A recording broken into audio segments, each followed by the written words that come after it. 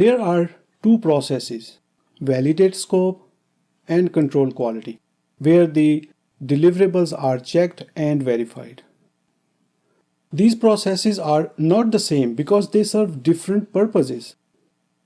See, when a deliverable is created as part of the direct and manage project work process, it is taken up by the quality control process, which is called control quality process, to check if the deliverable was built correctly and it meets all the agreed specifications. If it is found correct, then in the validate scope process, the customer checks that deliverable and accepts it, saying, "Yep, that is what I asked for. I accept it." The control quality process is concerned with the correctness of the deliverable, while the validate scope process is about acceptance of the deliverable.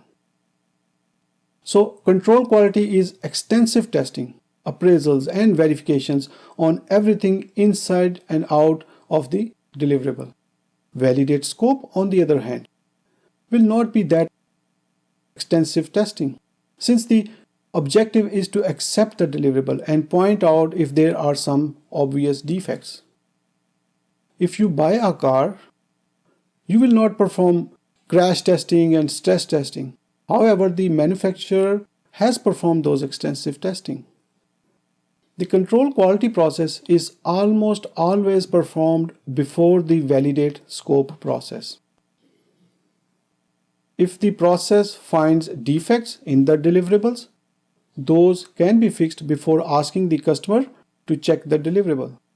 So this sequence of processes has a direct impact on enhanced customer satisfaction. Imagine, as a customer, you find defects. What will be your impression of the product or the project team's work? It will be a bad impression. Rarely, control quality and validate scope processes are performed at the same time, though I will say it is a dangerous path, as I just explained.